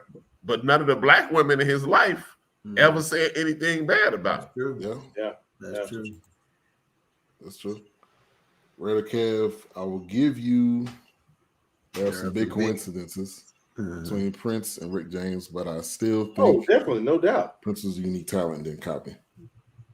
No doubt. I think he is unique. No, we're not saying he just copied. Oh yeah, I don't think he's copied. I mean, why not tap into that same vein? I mean, if you're opening for one of the biggest Hell nah, I ain't finna go with this, man. These are not coincidences. I'm not gonna let you rock with that. That ain't what this is. Yeah, I mean, these are not coincidences. Hey, or look at it this way: we all loved Run DMC initially, and then we loved LL. Right. LL didn't wear Adidas, but he wore the same kind of hats. He didn't wear leather jackets, but he still wore the sweatsuits. Right. He even wrote a song for Run DMC. Yeah. If you look at LL Cool J, that's Run and D pushed together. Yeah. I mean, I think that's true. I mean, the influences. That's why the music industry is full of influences. That's why when a musical artist is getting interviewed, one of the first 3 questions they ask them is, who were your influences? Right. Yeah. And it's always a black artist. It's not a bad thing. It's always a black artist. Let's say that again. It's always a black artist. Yes. Let's say that again. What he said. Yeah. Oh yeah. You listen to some of the white classic rock bands and stuff like that. There's a reason why I'm a huge classic rock fan. There's a reason why I got more classic rock songs in my playlist than I do R&B songs or whatever, because their influences, and they'll tell you all day long, was black artists. And it was mentioned in this documentary about the what was it, the British invasion. It was kind of like, it was one of those things where, Rick in the 80s, Rick James was having this sound with the synthesizers, and all of a sudden, these other flock of seagulls, whoever, talking heads, they're using this same sound. So it's big, it's one of those things. Once again, black artist influence. Yeah. That's real. And that's come on, Ray Kid. Ain't gonna let it the go. Rolling Stones is a Muddy Water song. Yeah. Right. Exactly. So, I mean, it's just one of those things. It's cool. You can keep denying it all you want, but it's all right. We loved it, Prince too. Yeah, I got a Prince room. HRap, didn't you stay in the Prince room? Hey. So no disrespect to the guy. Yeah. It's just what it is. Yeah. He mirrored it off of who he was following, who he was competing with. Because again, in this documentary, Rick James would be going off the stage, and Prince would come on and he would do ooh. He was like, why are you doing that? That's mine. He was like, you can't trademark that. So I mean, like, he was. I think it was healthy competition. There you go. Yeah, exactly. There you go. Exactly. Which I think that's needed. Or you can call Prince the first version of Ice Cube, Jacket for Beats.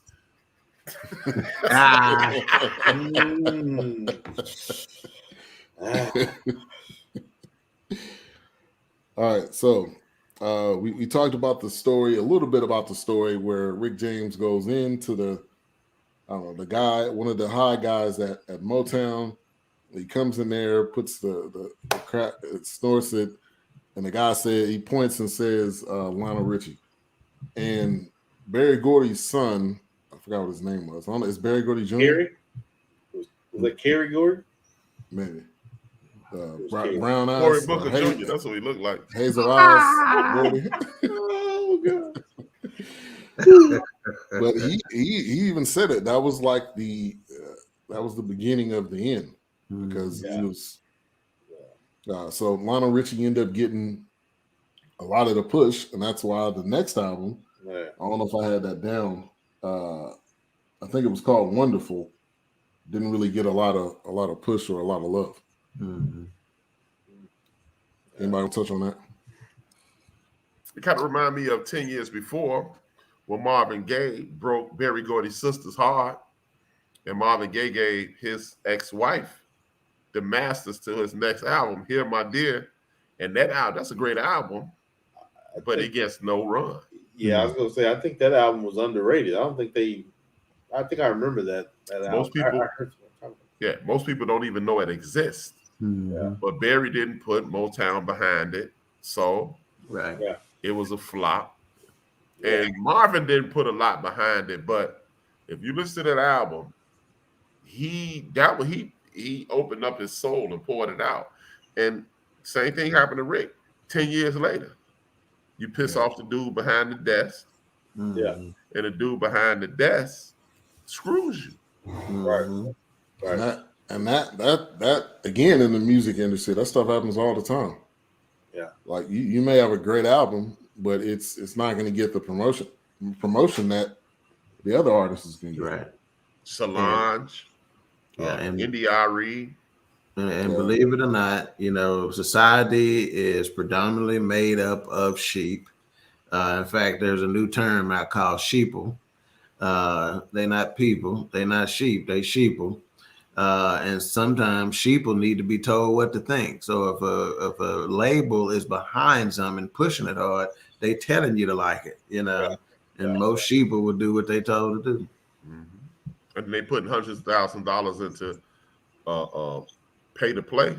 Mm-hmm. Yeah, definitely. So, all right, who what's one of y'all want to take that?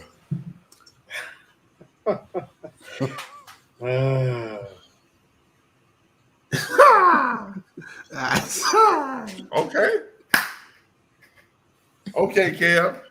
You're gonna call me tomorrow. And you're gonna go, all right, HRap, I'm gonna give you this. I already know how the conversation gonna go. Yeah. You're gonna concede, but when you see this, hey, Kev, I don't want you to think we're knocking Prince for this. It's just that actual. Oh yeah, it doesn't take away from who he is. Right. He's still Prince, but you see when you see the documentary, you're gonna go, damn it, man. And they're both and the irony is they're both multi-instrumentalists. Right. Yeah. That's right. Once again. That's right. That's right. rare. Yeah. Especially now. That's right. And hell, if you want to copy somebody, you want to copy Rick James. Right. Yeah. He want to sexy motherfuckers around. Rick James.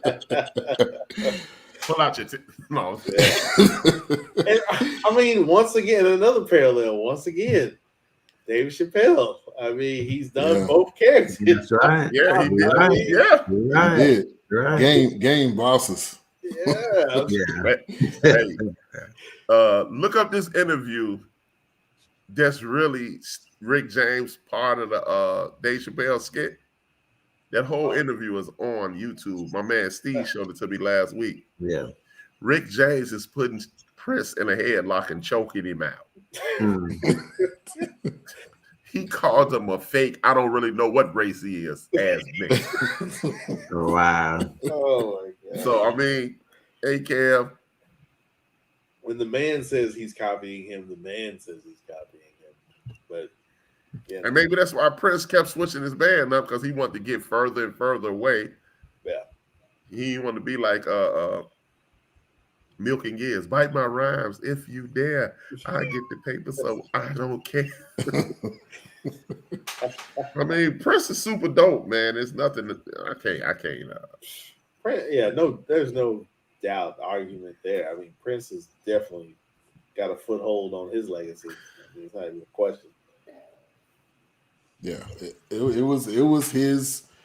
I guess we can leave it at this. It was his major, and it was his only influence. Yeah, him and James Brown. The biggest example I can think of, which I saw this on YouTube, and maybe this is just me, but you literally have Kobe Bryant patterning his game off of Michael Jordan. And that's not a knock on Kobe. That's not a knock on Kobe. I mean, if I'm going to do it. I found these images where it showed like image next to image doing the exact same thing. He looked like the exact same person. If it was blank, yeah. So I mean, it's okay. It's cool. He said, "I'm like that spoiled kid. I'm jumping up and down saying." Yeah, Santa is real. I know it. I just seen the Easter Bunny last week, Mom. Santa is real. Yeah, in fact, for more clarification. Basically, Rick James took what he got from his influences and took it to another level. Yes. Prince took what he got from his influence and took it to another level. Right. Yeah. It's almost like you tell your kids, be better than what I was. Right. Be better than me. Good than me. It's one of those things. You just kind of run with it. That's what it's supposed to be. Each generation should be better than the last. Yeah. It's hard to be more gooder than Rick James, though. Forget who you thought I was. So, as in every documentary, there's always that down moment, and they seem to clump all the down moments together. So he had one sexual assault, and then he had another one. Then he had a legal battle with Motown, which I didn't know that. So, like, all of that stuff obviously affected him, and that was, I think eventually he got out of that battle. He ended up spending, I don't think I had this down. How much time did he end up spending in jail? 3 years. I want to ask this. He did 3 years of his time. Why is it that they saved the turbulent moments for the end of the documentary? I wonder why they don't. That's how the shit ends most of the time. But still, it's like, that's normally the way out. You can tell it from the. It's like what's going to happen. Just get it over with. That's how it is. That's like asking why they shoot Malcolm X at the end.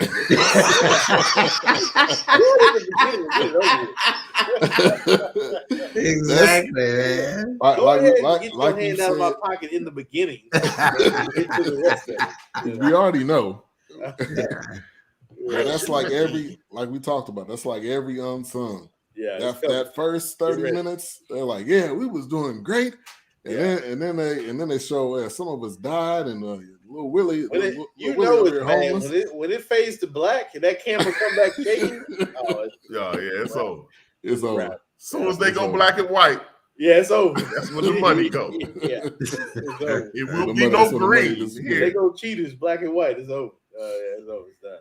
But I have to say that he survived it. He actually got married. He had another son named Taz, and he was clean when he got out of jail for 5-6 minutes, a certain amount of time. He was. Hey man, I got another bone to pick with the Rick James women, man. I don't appreciate this foolishness about I didn't know who Rick James was. You know who Rick James is. I didn't even know who Rick James was. Okay, I didn't know who Wonder Woman was either. I was sleeping with her. Right. Yeah, come on. Yeah, you're right, Big L. When that suspenseful music starts, it's over. It's done. It's like every Dateline. That's when you start to figure out who really did. I'm telling you, when it fades to black and they give you that long pan into that person that's not talking, it's over. So. Yeah, he usually one who dead too. Once you realize they only playing his voice, right? They never show him sitting down. It's over. Yeah. But yeah, you got a good point, HRap. Like, come on, you were around the dude. And especially when you, like the lady Tanya, when you got the jitters, you knew what was going on. Yeah. It was you and him, you and I, both of y'all. Right. This dude flying you all over the country. He black with braids and some tight ass spandex pants. Who the hell did you think he was? Hulk Hogan? Exactly. He ain't no wrestler. He was Tony Atlas. This ain't no off the top rope. This dude running around with a big ass guitar and some tight pants and a leopard coat. Who are you? Right. Exactly. Yeah. I'm Jam Master J brother. Get the fuck. Yeah, it was. I have to say, it was hard for me to believe a lot of what she was saying. I didn't know what to believe and what not. I mean, obviously they were married and they had a son, so you can believe. Yeah, that's all I believe. But I don't know. How far you want to go, but she was there doing all the court cases, doing everything that was going on. So Can't fault it for that part. Money was still that MC Hammer money had started pouring in by that point. So. Yeah, which that leads into that point where he was saying he didn't want any rappers using any of his music, even though he influenced it. And I'm assuming there was other artists that were using his music before MC Hammer, but I think maybe he was kind of tired of it at that point. But then the money he was getting, and he was like, okay, yes, it's good. Let him on through. Let him on through. I'll take that money. Yeah. Mm-hmm. So that was no surprise because obviously we know that was sampled. All right, I love that MC Hammer pod though. I really did. Yeah, I would have been looking back now. I see, like, usually when you see somebody say, "Hey man, don't do my stuff, man," you tripping. Then you like when a stylistics and a couple of groups was mad at rap groups, and we was like, "Really? What did I think about y'all before this?" Right. Yeah. But you don't let PBS that brought him back into relevance. When you listen to MC Hammer lyrics, I'd have been mad too. My music make you say your music. What? That's right. Right. But that's the whole thing about all the rappers for him. He didn't like what they were saying. Yeah. Right. Wow, you see that Big L with the Big L say rated care? Prince didn't allow rappers to use his music either. well. Once again, another coincidence. Yeah.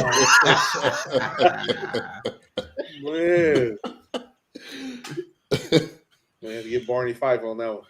Yeah. Prince got a tan so he could be dark, and I'm joking. Both of them had big lips.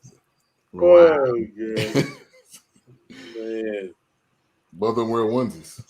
Right. But so 2004, fast forward. They both wore heels. The BET Awards, I still remember that too. That's a classic. I think that and that I'll probably never forget. And he used that to his advantage, knowing that. And his brother, again, when it went to his brother, I think it was the other guy in the Storm City band, and it was like they were using him as a gimmick. And he said he didn't like that, but like black people do best, is that we flip stuff that other people may think is something that's not positive, and he ran with it. Yeah, and that duet that he had, I remember that too. That's something else that I'll probably never forget with him and Tina Marie. Yeah. Hey, I'm gonna bust my aunt out. Doretha Glenn, she listening. She cussed Rick James out that night. What the hell do he mean he a Rick James bitch?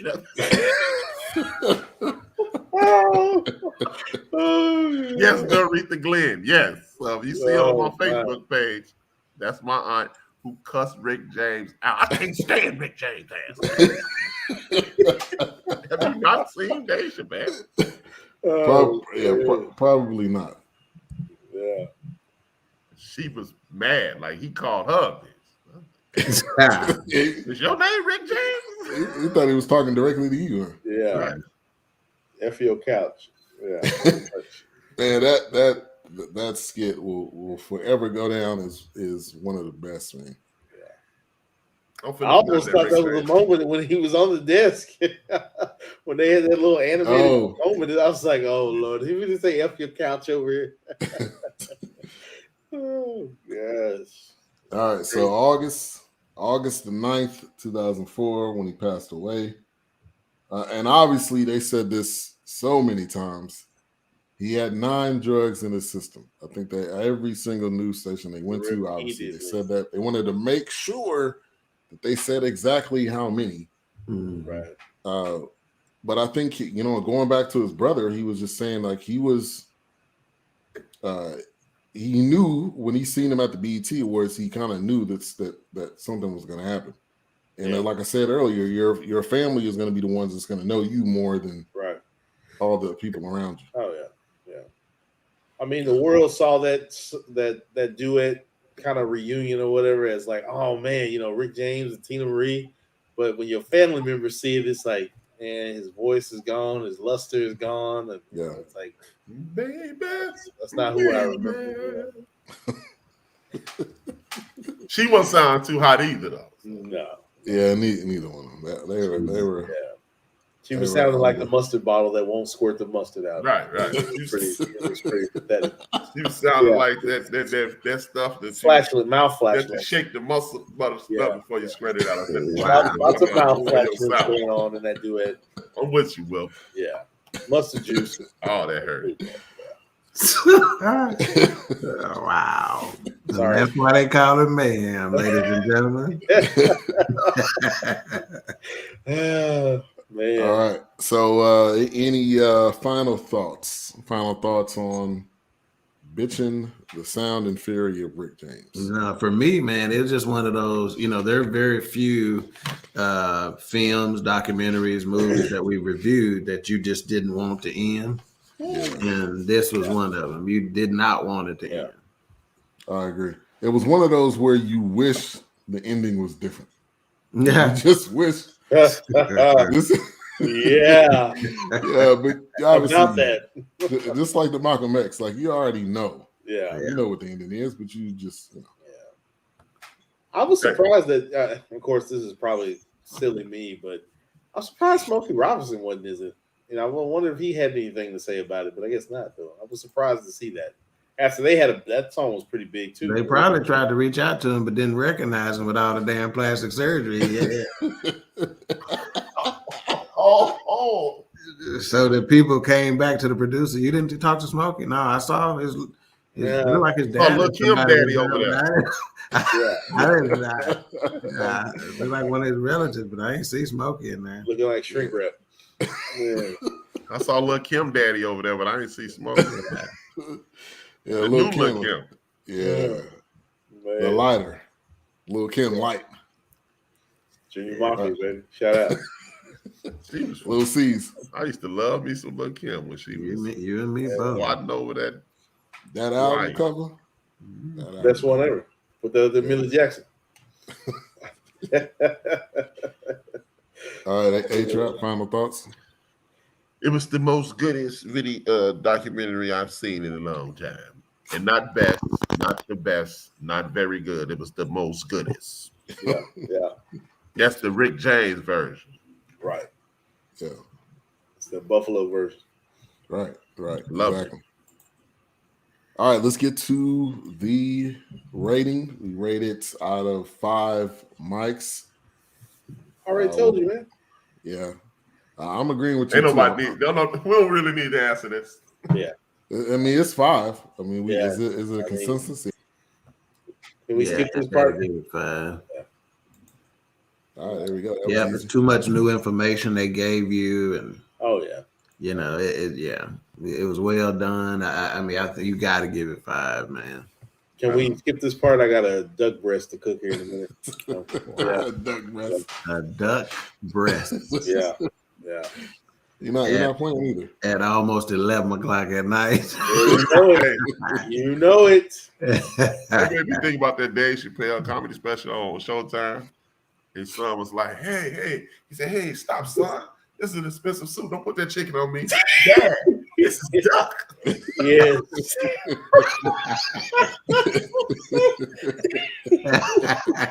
Yes.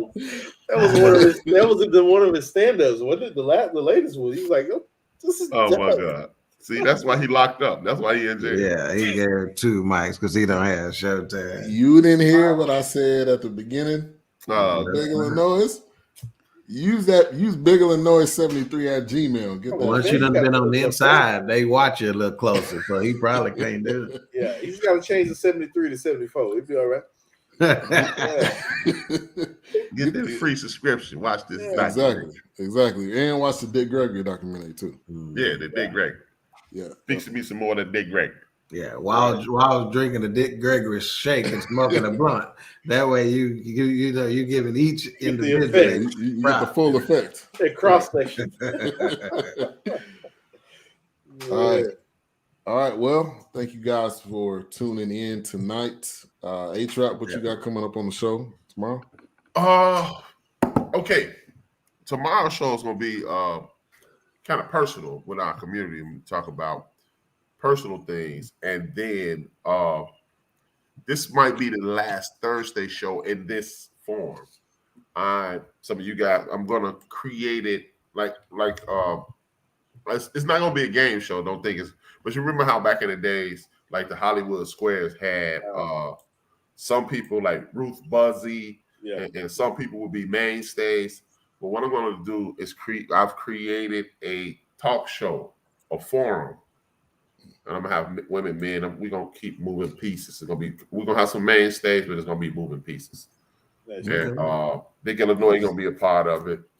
He getting out on parole this week, so he cool. He got the whole monitor thing, so you know. But I just want to have conversations about us, and I think it's gonna be more fun. It'll be more entertaining, more engaging than just having me talk for 90 minutes. Yeah. And we're going to talk about the big stories. We're going to talk about our music. We're going to talk about TV shows. We're going to talk about problematic things in music, TV shows, and life. So good. Tomorrow will be the last traditional Into the Bench podcast. And then I'm going to inculcate. Hope to have some of you guys, every one of you guys on. In Big Illinois, he gonna get a perspective from Menard, maximum security, housing development. He said y'all gotta discuss his salary. Yeah. He gonna take care double his salary from the last time we had a show together. Yeah, he gonna take care of you on the back end, man. Here you go, right here. Hey. 3 cigars of Jack Daniels. I don't know about the Jack Daniels, but I'll take a cigar. That's his drink, man. Yeah. All right. Well, thank you for tuning in. Special night this week. We will go back to Mondays next week. This was a change. We had to make sure we watched the Cowboys beat down the Eagles. Yep. And now we're back to your regularly scheduled programming. Check out Queen 3 and King. They had a show yesterday. Cancel culture. Mm-hmm. Good show. Great topic. Awesome show. Always. Definitely. Always. As usual. All right. Well, HRap, we'll take it to you to round us out. Salute to Reggie O'Shea, a.k.a. Comeback Jack. Every week I say dream those dreams and man up a woman though and live those dreams, because life without dreams flows in black and white. Life with dreams flows in technicolor surround sound. And salute to Craig Smith, because if I owe you something, I ain't got it. And if you need it, get it from God. Peace. Sorry, never mind.